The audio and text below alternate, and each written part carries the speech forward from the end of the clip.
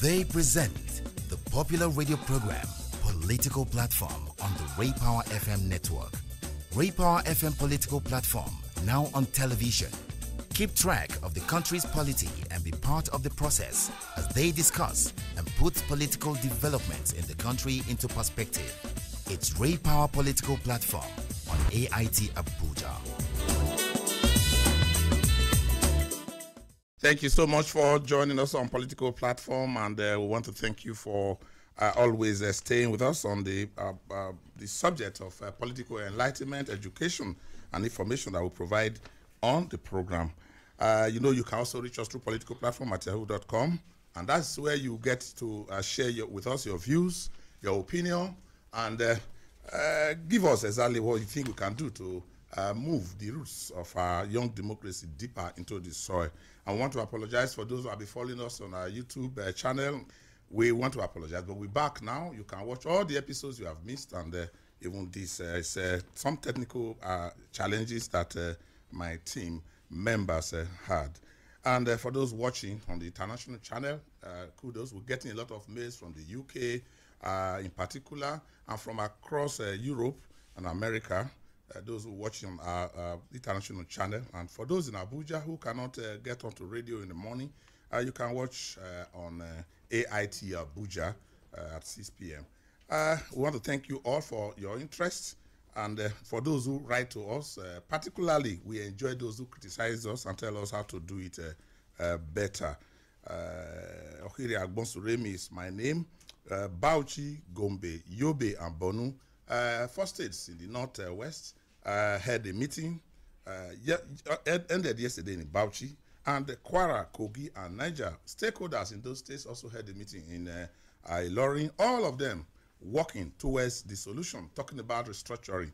Good enough that the stakeholders in these 2 camps also said they are interested in restructuring. It's a matter of working out the details. So the message is going round.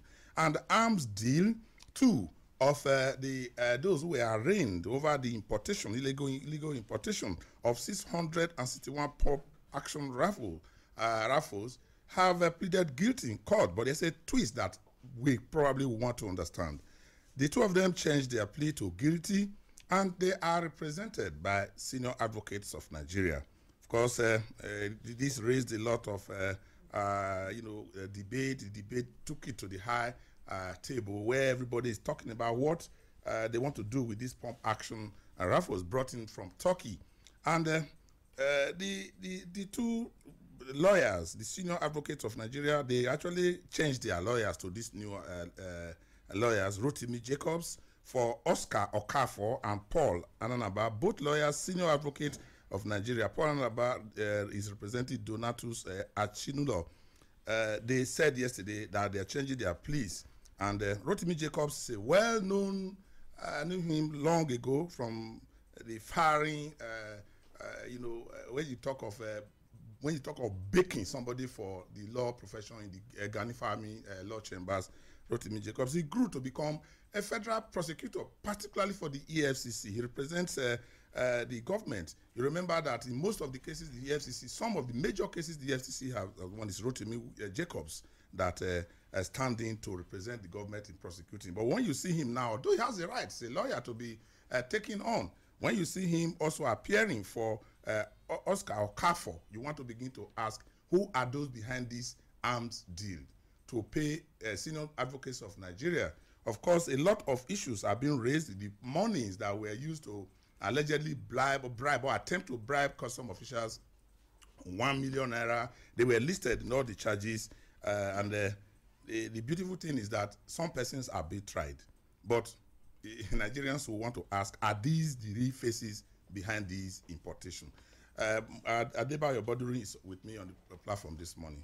Yeah, Ohiria, there are 2 reports from the APC camp. After changing their sit-don't-look attitude to the clamor for restructuring, they are now holding conferences. And one development that is bothering me, which I think will probably introduce a new element into this restructuring process, is the demand when the North Central Zone of APC met by the Okuns people that they want to go back to Southwest. And then there was also talking about the Yorubas in Kwara and the Yorubas in Kogi State. And I think it's a development that is introducing a new dimension into whatever discussion that is currently going on. Okay. And then there was war of words between the APC leadership and one of theirs. So I can't remember. I have always been saying that, but at least it's working for APC government, Professor Isesage. And yeah, they say that one is not a very good one, because when you see officials who should be answering questions as to how to solve the problems fighting on the pages of the newspapers, you want to wonder what is happening. Mustafa Mohammed is also on the platform. Mustafa, welcome to the program. Thank you, Okiria. I'm actually very scared. There shouldn't be a restructuring that will not carry the hopes and wishes of the common man. We might end up having a system whereby it will favor only the elite, and that's what we are trying to change with another system. Unfortunately, Mustafa, the elites are the one who, even in Aburi, it was the elites that went there. It is the elites that would discuss. The elites are the one in the National Assembly. The elites are the one discussing. When you are talking about discussion, even at the base of nationalities, it is the elites there that are the leaders. That is a very unfortunate situation. But who says the elites are not Nigerians as well? They brought Nigeria to its present situation. Welcome to the program. The National Assembly is resuming this morning. Yes, after a long time. The annual vacation. I hope they are sufficiently angry about the entire system and they will come and begin to fire. I know that some of them actually took part in some of the meetings that had at the zonal and state levels, so they are quite abreast of what is happening. And I think that they should have a sense of duty to the nation as they resume to begin to tackle these things. And let me just quickly add that the case of the Okun people is somewhat understandable. Ohira, you recall that when it comes to the presidency, it comes to real politics, it is then they tell them, oh, you're Yorubas. I remember late Dr. Shola Saraki, who really wanted to be the president of this country. Each time he went this way, they'll tell him, oh, no, you're from the north. And he goes there, they tell him, no, you're a Yoruba man. So he was caught. The danger of being a bat. Exactly. You are not an animal, you are not a bird. Amechi Anako is also here. Amechi, welcome to the program. Thank you. Professor Isesage has quarreled with almost everybody, with the APC-led National Assembly, now with the APC as a party, the Attorney General. The only two persons he has not quarreled with, the President and his deputy, whom he says they are people he respects highly. Can such a person function among a team? That's the big question. And talking of the elite, well, even when the masses organize, their leaders have become elite. Yes. It's representation, it's modern, it's democracy. It's just a few that will come out to present the articulated interests and views of the masses. Well, let's go to our mailbox. Political platform at yahoo.com. That's where you always find a place to tell Nigerians how you feel. Let's see who's talking to us this morning. Welcome to the mail segment. I am Ife Nwanwodu. I am Tenekang Akepu. You're welcome. Let's start with this mail coming from Sunday Obasi, who writes from Ebonyi State, and it says, unarguably, Nigeria's restructuring is long overdue, but now that it had eventually gathered momentum, the electorate and all Nigerians should be wise in utilizing it to achieve lasting peace for Nigeria.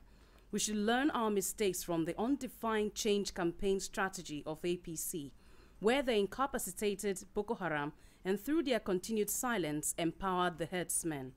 Atiku should prove his sincerity on his call for restructuring by convincing his Northwest brothers first and the entire North by educating them on the importance of restructuring and what restructuring is all about. He can do this via delivering lectures in many universities in the North with the topic, the need to restructure Nigeria. Charity begins at home. Until he does this, many people will continue to see his call as a campaign strategy to woo the South and to be dumped later if he eventually gets to power.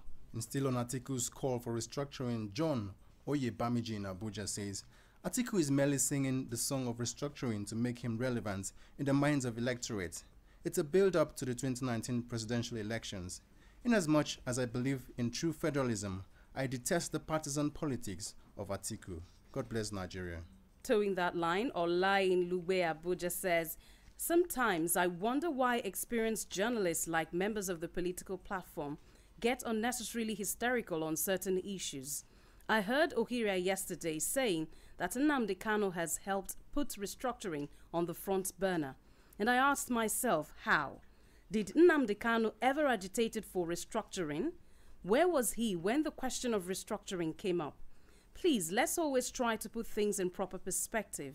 Millions of Nigerians, young and old, rely on information from your platform for knowledge and direction. God bless Nigeria. And Collins Eze in Kubwa, Abuja, raises some questions on the corruption fight. He says, "Dear crew, please, what happened to the report submitted to the President Muhammadu Buhari, by the Vice President on the grass-cutting scandal in the IDP camps involving the former Secretary to the Government of the Federation and also the foreign currencies recovered in an Ikoyi apartment?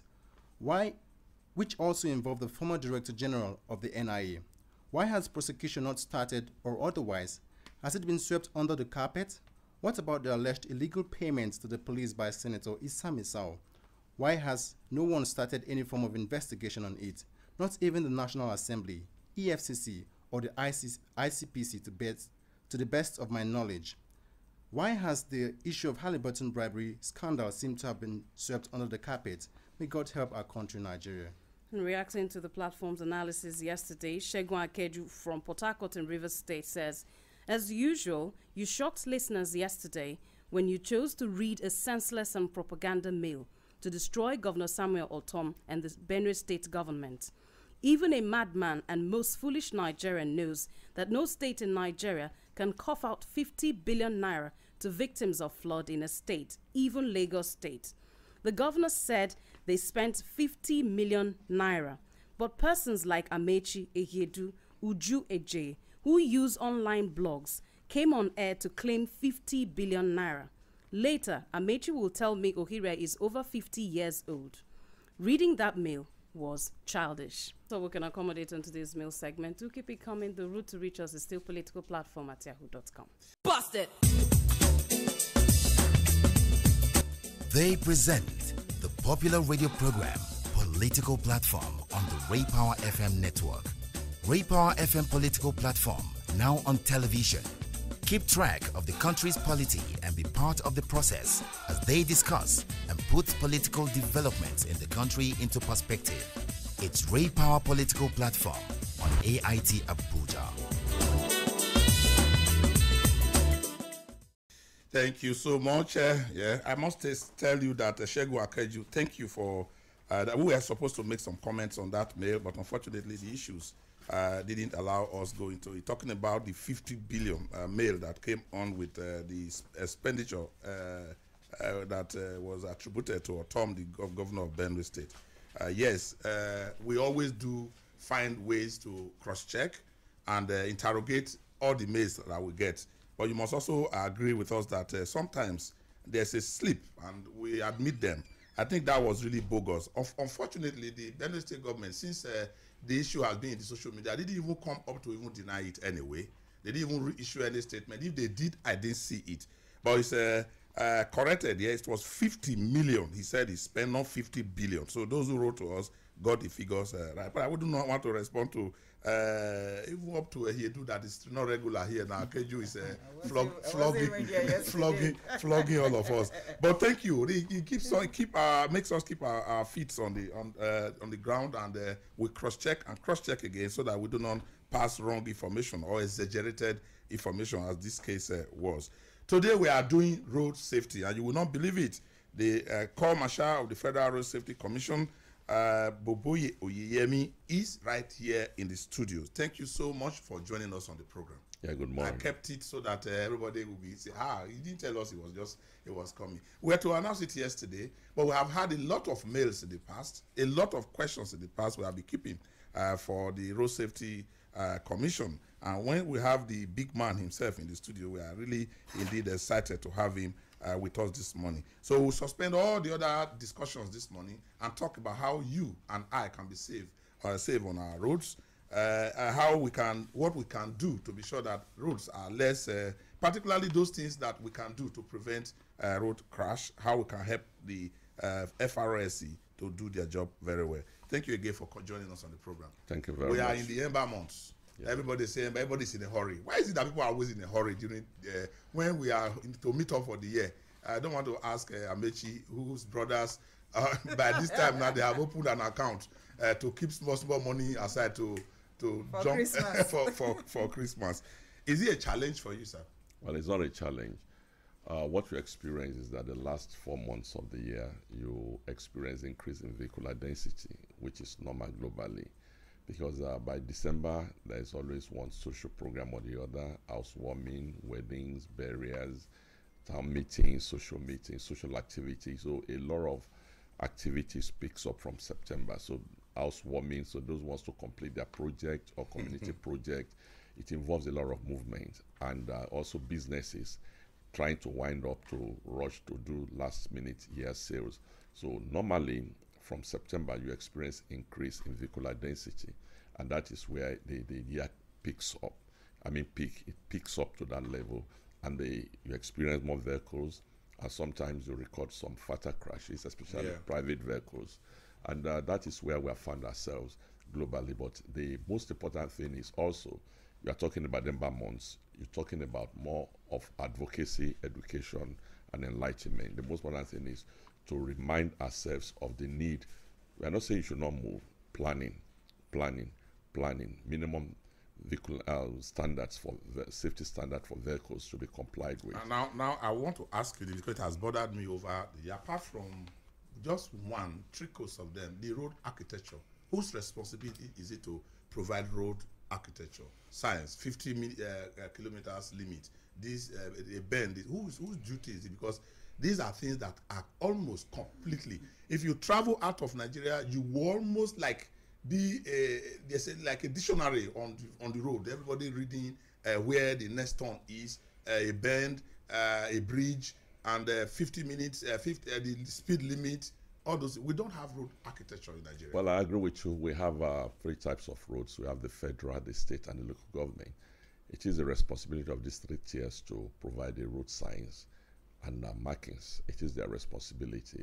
The responsibility of the Corps is to enforce. But we've gone more than that. We've already have a production plant that will be producing road signs. And I think we're about to sign an MOU with the Federal Ministry of Power Works and that is the Federal Road Safety Commission? Yeah, so we've commenced production of road signs, and we're signing an MOU soon with the Honorable Minister for Works, so we'll be able to produce signs for them, so that part of the MOU entails that all the roads we produce, install, and maintain. And I believe before the end of the year, we'll have actualized this. So it's going to be a long-term project. That means we supply them, we install them, and that we maintain them. So wherever one is destroyed. But you see, the key issue is Nigerians' attitudes towards government utilities. The level of destruction is frightening. Remember what happened, we've discussed this before, in Lagos, when all those railings were removed and we had to turn into concrete. I can see the effect of the concrete now, causing more fatal crashes. Concretes are not meant to be used as dividers. So that's the key issue. And the state, at the last National Council on Works, if you remember just a few months ago, the theme was on road signs. The government, it has been raised to the last. You raised this issue before, and I think with all the issues, the government has brought it to the front burner now. That was the key issue that was discussed at the last National Council on Works, involving all the state commissioners for works, and that this issue has been sorted out. And we are partnering with the states to ensure that within the next 1 year, we should be able to. You are right about what you said. In developed countries, you don't need to know a road. You will be guided by the signs, the kilo posts, the directional signs, the warning signs, and you find your way. But we need to raise the level of our road administration to this. And I think the present Honorable Minister has this focus, and I'm sure this will be completed before the partnership you're planning to have with the Ministry of Power Works and Housing, will it also include road markings? Because especially at night, we know the importance of road markings. When you're talking about signages, road furniture is all encompassing. But even though we are not going to be involved for now with road markings, but the key issue is the sign, especially at night, signages. Because if you observe early in the year, there were some fatal crashes between Ife, Ilesha, Akure. There is a section of the road that was blind, causing crashes at night. Immediately we got the federal controller in Osun State, or Federal Ministry of Power Works and Housing, and adequate signs were put there. Till date, no accident, no crash again. And even there was a study recently conducted by me that shows that areas that we don't have road signs are more prone to crashes both day and night. And areas where you have the signs, the crash level is a big drop, because you've said it. Road furniture is a guide. It's like a pilot without his compass. is lost in the air. If the compass is not working, it will just be carrying until the fuel is finished and it will just crash. So if you're on the road, you don't have the kilo post, you don't have the signs, you don't have the markings, you are lost unless you are familiar with the road. You don't need to be familiar with the road before you move. In fact, a friend of mine came in from the United States recently, who has never been to Abuja before. He lived all his life in Lagos, and he came into Abuja for the first time. And since we can have international driver's license, he's able to drive in Nigeria here. He said he was lost in Abuja because he wouldn't even know. He said that the GPS is working now. It's working. The GPS is working. Yeah. You can put on and they will take you. But the road furniture, or whatever we want to call it, is what is completely a challenge. Well, I think before you finish, along that line, let me commend the Honorable Minister of FCT. He just commissioned the call. We've just completed the road safety audit for all the road network in the FCT, and I just signed off the last report this morning before coming here. So, and I think we're going to, the next thing is the costing and the what does it entail? Well, the costing is a lot of money. I mean, what does the work itself entail? No, to identify all areas that requires road signs and markings. Now, let me ask you the question that everybody is asking you: is there a speed limit that is a benchmark for all roads in Nigeria? Yeah. Those days we used to have 100 kilometer for the internal roads, or 60 kilometer or 100. What is the required? What is the necessary speed limit for private also and for commercial? For how long have you been driving? No, I'm just asking for the proposal. For how long have you been driving? I've been driving for 60 years now. Not okay. Do you have the highway code? When you are being taught how to drive, do you have highway code? I must confess to you that as at the time I got my first driver's license, I didn't go for drivers. There was no driver. That was about 30 years ago. Nobody will ask you. You just put your photograph. They bring the driver's license for you at home. And I drove for about 3 months continuously before I was reminded that I needed a driver's license. But times have changed now. Anyway, let me just go because of time factor. In the highway code is very clear. And now areas where you have the road signs and markings is very clear. The maximum speed on expressway in Nigeria is 100 kilometers. Then is 100 kilometers. That's for cars, maximum. And that is for expressways, and it's different from dual carriageways. Dual carriageways are not expressways, but Nigerians, we do mix this thing together. If Lagos-Ibadan is completed the way it's designed, and to be a dual carriageway. No, it will be an expressway. It's from Lagos to Shagamu is 3 lanes with a lay-by. Then from Shagamu to Ibadan is 2 lanes, but it's coming back into conformity of an expressway. Then dual carriageway are not expressways. Dual carriageways you can make U-turns. Okay. Then expressways, you're not supposed to have motorcycles there. You're not supposed to have bicycles there. You're not supposed to have learners there. Then in the urban areas, it is the nature of the area that determines the speed. With this level of cooperation you are having from the minister and the minister of FCT, what happened to the state roads where they are even asking your men not to show their face? No, nobody has said we should not show face. I'll go back and the governor of Kaduna was misquoted. I met him, and this was corrected. Lagos never said we should not be there. They asked the police will be on all roads. We made a policy where we encourage the states to set up state traffic management agencies. Don't forget, we have 204,000 kilometers of road network. Even if I have 204,000, all the men in the world. Thank you. You understand? So you see, road safety is a shared responsibility. Even in developed countries that you are citing example, even up to county, you have the state police. Yes. In traffic police in US, you have city police, you have county police. So there's shared responsibility that goes down like that. Policy evolution, we encourage the states to set up state traffic management agencies. Lagos State started it with Governor Tinubu. Lasma, Ogun, followed suit, Trace.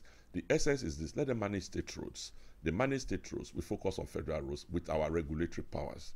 Let's just, before we go, let's quickly take this one on that concerns new drivers, those who are just either renewing their license.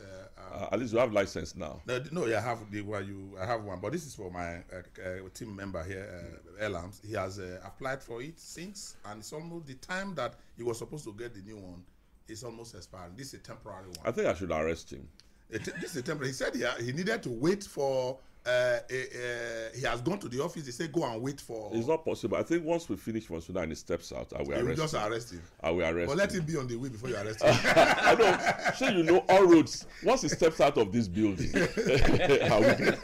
no, let me explain. But the question is, how long does it take for? I have done. The Federal Road Safety Corps has done fulfill its own responsibility. This was one of the key issues at the last JTB meeting.